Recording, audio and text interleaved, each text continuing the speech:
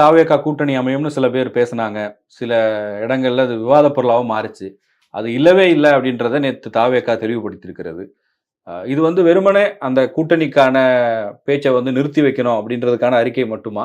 இல்ல மறைமுகமா இதுல வேற ஏதாவது செய்திகள் இருக்கா? அதாவது நீங்க பொதுவா இந்த மாரி கூட்டணிகள் இதெல்லாம் வந்து ஒரு காலத்துல பெருசா யாரும் இது பண்ண மாட்டாங்க. இப்ப என்னன்னா செய்திக்கு பஞ்சம். இன்னொன்னு யார வேணா கூப்பிட்டு இழுத்துக்கிட்டே இருக்காங்க. அதனால இந்த மாரி கூட்டணி விஷயங்கள்லாம் முன்னாடியே ஆரம்பிச்சு, அவங்கவங்க தோன்றத ஒருத்தர் சொல்ட்டாருன்னா, அதுல எல்லாமே டிராவல் பண்றது. செய்தி பஞ்சம். அந்த மாதிரி இதுதான் நீங்க திருமாவளவனுக்கும் நடந்தது. அதிமுகவுடன் கூட்டணி வெளியேறுகிறீர்களா? அப்படி இப்படின்னோனே அவரு பயந்துட்டாரு. நமக்கு எதுக்குடா வம்புன்ட்டு கூட்டணி இருக்கு. இவங்க கூட தாங்க இருக்கேன்ட்டாரு. அதனால கூட்டணின்றது வந்து நீங்க பார்த்தீங்கன்னா, 26 பிப்ரவரி வரைக்கும் கூட நீங்க சொல்ல முடியாது. ஆனால் கூட்டணி நோக்கி நகர்கிற ஏற்பாடு நடக்கும். அது இதுல விஜய் வந்து இவ்வளோ நாளா சொல்லாம நேத்து ஏன் சொன்னாரு? கரெக்ட்டா சொல்லுங்க. இவ்வளோ நாளா அதிமுக கூட கூட்டணி, அவங்க கூட கூட்டணி கூட்டணி அப்பலாம் பதில் சொல்லல. நேத்து மட்டும் ஒரு அறிக்கை வருதே ஏன்? பேப்பர்ல வந்துருச்சே அப்படின்றதுனால ரியாக்ட் பேப்பர்ல பண்றோம்னு எல்லாத்துலயும் சொன்னாங்க. தானே வருது. ம். நீங்க என்ன நினைச்சீங்க? ட்விட்டர்ல வரத எடுத்து பேப்பர்ல போடுவாங்க. பேப்பர்ல போடுறத எடுத்து மெயின் ஸ்ட்ரீம் மீடியால பேசுவாங்க. மறுபடியும் அது இப்படியே தான் சுத்திட்டு இருக்கும். மேட்டர் அது இல்ல. நீங்க விஜய் அதிமுக கூட்டணின்னு முன்னாடியே பிரபல பத்திரிகையாளர்கள்லாம் பேசுனாங்க. 50 சீட்டு, 70 சீட்டு, துணை முதல்வர் கோச்சிக்கிட்டாரு அப்படி இப்படிலாம் பேசுனாங்க. இது எல்லாமே வந்து இப்ப நடக்கிற விஷயம் இல்ல அப்படின்னு நம்மளே பல இதில பதிவு பண்ணியிருக்கோம். ஏன்னா கூட்டணின்றது அதிமுக எதிர்பார்க்கறது திமுக கூட்டணியில இருக்கிற தோழமை கட்சிகள. அப்படி வரலன்னா ஒரு சான்ஸ் தான் தாவேகா. அதனால தான் நீங்க அவங்களலாம் திட்டாதீங்க அப்படியே விடுங்கன்றாங்க.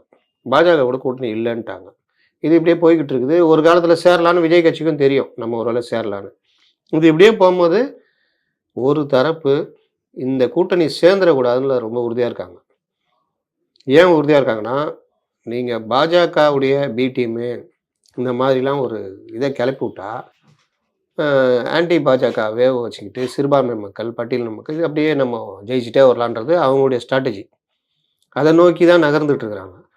அதுக்கு பலியானது தான் அதிமுக. 2024ல பார்த்தீங்கன்னா, அவங்க என்ன சொல்லியும் இந்த பிரச்சாரம் எடுபட்டுச்சு. கூட்டணி யாருமே போல.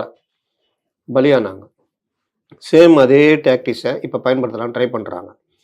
ஆனால் அக்டோபர் 27க்கு பிறகு விஜய் வந்து ஒரு குண்ட தூக்கி போட்ட உடனே, இவங்களுடைய பிரச்சனை பெருசாயிடுச்சு.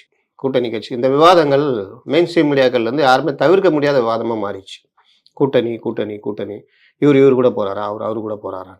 நம்மலாம் வேற சும்மா இல்லாம ஆப்ஷன்லாம் வேற சொல்றோம். இந்த ஆப்ஷன் தான். அப்ப இந்த மாதிரி விஷயங்கள் எல்லாமே ஒரு பேசு பொருளாக மாறுது. சரி இது இப்படியே போதுனா விட்டுட்டா நமக்கு சிக்கலு. எட்றா பழைய ஆயுதத்த அப்படின்ட்டு நேத்தோ முந்தா நாளோ 4 அடியில புஷி ஆனந்தும், 6 அடியில அண்ணாமலையும், 5.25 அடியில விஜயும் நிக்கிற மாரி ஒரு லண்டனில் ரகசிய சந்திப்பு. சரி இது கூட போடலாம். தப்பு கிடையாது. நீங்க ஏதாவது போடலாம். நம்புற மாரி சில பேர் நம்புவாங்க. ஒருவேளை போய் சந்திச்சிருப்பாங்களோ அப்படின்னு. ஆனால் விஜய், தாவேகா, அதிமுக, நாம் தமிழர், பாஜக எல்லாரும் சேர்ந்த ரகசிய கூட்டம். இவங்க வந்து திராவிட மாடல் அரசுக்கு எதிராக அப்படின்னோடனே, டேய் சொல்லலாம் ஏக்கரா கணக்கிலே சொல்றதுன்ற மாதிரி மாறிடுச்சு. அப்போ இது வந்து இவங்க எல்லாருமே பாஜகவோட சேர்ந்து சதி செய்கிறாங்க அப்படின்ற ஒரு கருத்தை உருவாக்கும் போது அது கொஞ்சம் பேர் நம்புறதுக்கும் வாய்ப்பு இருக்கு.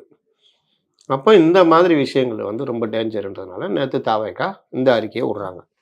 அப்போ கூட பாருங்க நீங்க ஜெயக்குமார் கூட சொல்லியிருக்காரு. அதிமுக நாங்கள் வந்து பேச்சுவார்த்தை நடக்குது எதுவும் சொல்லலை. அவங்களும் வந்து இந்த மாதிரி இது பண்ணலை. அவங்க கூட்டணி இல்லை அப்படின்ற மாதிரி கொண்டு போகிறாங்க. எங்கள் தலைமை கீழே யார் வந்தாலும் நாங்கள் வந்து கூட்டணியை அமைச்சுக்குவோம் அப்படின்ற மாதிரி அவர் சொல்லியிருக்காரு.